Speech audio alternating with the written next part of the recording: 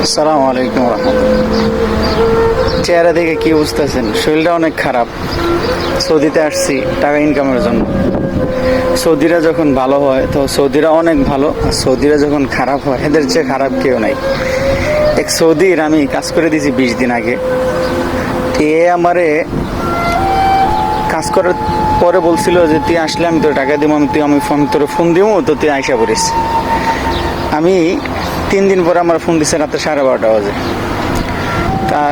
তার বাসার সামনে আমার আসতে, আমি আগে এখন যে মসজিদে আছি ওই মসজিদ থেকে আমার পাশের মসজিদ তো 10 মিনিট লাগে। আমি সাইকেল চালায় তাড়াতাড়ি গেছি, মনে করছি যে সে টাকা দিব, কারণ আমার হাতেও টাকা নাই।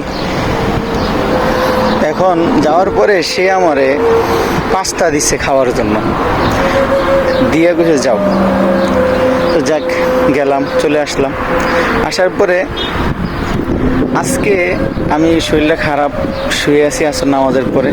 তো সে আবার ফোন দিচ্ছে। আমি চিন্তা করলাম সৌদিদের হাতে তো টাকা থাকে না, মাস শেষ হলে টাকা থাকে। তো মাস শেষ হলে যদি টাকা থাকে তার মানে আজকে বেতন টেতন পাইছে, টাকা দিব। আসলাম, আসার পরে যে দেখেন কি দিছে আমারে। এই খাওয়ান আমারে এই সৌদি দিছে, খাবার দিছে, খাবার লেগে আমার দরকার টাকা। আমি খাওয়ান দিয়ে কি করুম বলেন তো? এটার নাম প্রবাস।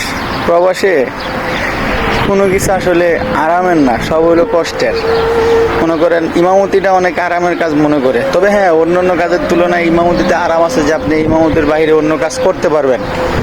কিন্তু আরাম বলতে আসলে কোনো কিছুই না। দেখেন আমি যে মসজিদ থাকি ওই মসজিদে আমার থাকার রুম নাই। তা আমি ওই মসজিদ থেকে এই যে আমার পিছনে দেখেন, এই যে হাম্মাম, এটা হলো আরেকটা মসজিদ। এখানে আসতে আমার 5 মিনিট সময় লাগে।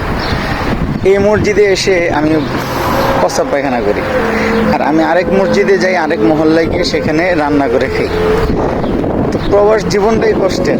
অনেকে মনে করে কি আরে প্রবাসে গেলে গা হয়তো টাকার গাছ লাগায় রাখছে, জামও উইটটাই ঝাড়া দিয়ে বেরোলাম, আর পাইরা বাংলাদেশে পাঠাই দেবো। পাঠানোর পরে বাংলাদেশে গাড়ি বাড়ি ব্যবসা বাণিজ্য সব করে ফেলবো, মানে অনেক তাড়াতাড়ি।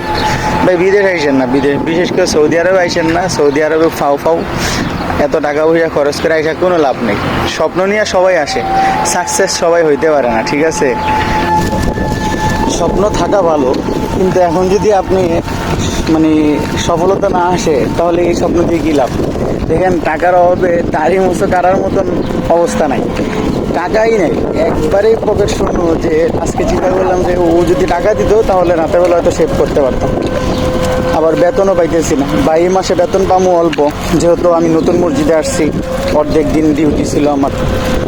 তো যেই টাকা বেতন পাবো এই টাকা দিয়ে আমার মসজিদে নতুন করে রুম আনবে, সেখানে টাকাগুলা সব লেগে যাবে। এখন নিজেই চলবো না বিদেশ যে আসছি ঋণ করে ঋণ দিব, সেটাও বুঝি না। তো ভাই, যারাই মনে করেন যে সৌদিতে আসার চিন্তা করতেছেন, একটু বুঝে শুনে আইসেন, ঠিক আছে? কোনো কিছুই আসলে সহজ না। সৌদিতে আজকে এক ভাইয়ের সাথে কথা বলছি, পরবর্তীতে ওই ভিডিওটা দিব ইনশাআল্লাহ, যে তার জীবনটা কত কষ্টের। তো প্রবাসে মনে করেন যদি আপনি আসেন, আসার পরে যদি বেকার বসে থাকেন, সেটা যেমন কষ্ট, ঠিক আছে? কোনো কাজ পাইবেন, কাজ পরিমাণ পারিশ্রমিক পাইবেন না, এটা আরেক কষ্ট। পরিবারে টাকা পাঠাইতে হবে, ঋণ পরিশোধ করতে হবে, এটা তো অনেক বড় পেরেশানি। এই সব পেরেশানি নিয়েই আমরা প্রবাসে আছি। তো যাই হোক, ভিডিওটা যদি ভালো লাগে তাহলে অবশ্যই ভিডিওটা শেয়ার করে দিবেন। ইউটিউব থেকে যারা দেখতেছেন চ্যানেলটা সাবস্ক্রাইব করে দিবেন। আসসালামু আলাইকুম।